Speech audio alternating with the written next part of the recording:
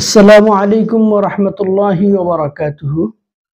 সম্মানিত দর্শক শ্রোতা মণ্ডলী, আমরা প্রচলিত আমাদের সমাজের কিছু ভুল আমল নিয়ে ধারাবাহিক কথা বলছি। আজকে আমরা প্রসিদ্ধ দুটি দোয়া নিয়ে কথা বলবো। আমরা অনেকেই যানবাহনে চলাচল করি, নৌযানে চলাচল করি। এই দুই যানবাহনে বিশেষ করে বাস, গাড়ি এ সমস্ত চলাচল এবং নৌযান চলাচলে আল্লাহ রাসূলের পক্ষ থেকে দুইটি দোয়ার কথা বলা আছে। যে কোনো গাড়িতে উঠার সময় আল্লাহ রাসূল সাল্লাল্লাহু আলাইহি ওয়াসাল্লাম এই দোয়াটি পড়তে বলেছেন, সুবহানাল্লাযী সাখখারা লানা হাযা ওয়া মা কুন্না লাহু মুকরিনিন ওয়া ইন্না ইলা রাব্বিনা লামুনকালিবুন। এটা হচ্ছে কোনো বাসে ওঠার জন্য, যানবাহনে চলাচলের জন্য এই দোয়াটা পড়া হয়ে থাকে বা এই পড়াটা হাদিস দ্বারা প্রমাণিত।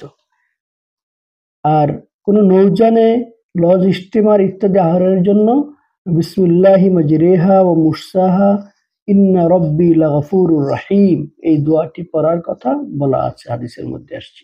কিন্তু আমরা অনেক সময় উল্টা করে ফেলি। আমরা অনেক সময় এই নৌযানের দোয়াটাও বাসে অথবা রেলে ইত্যাদি চড়ার সময় এই বিসমিল্লাহি মাজরিহা এটা পড়ে ফেলি। আসলে এই দোয়াটা হচ্ছে নৌযান, স্টিমার, লঞ্চ এগুলাতে চড়ার জন্য। আর সুবহানাল্লাযী সাখখারা লানা এই দোয়াটা হচ্ছে বাস সহ এই সমস্ত যানবাহনে চলাচলের জন্য।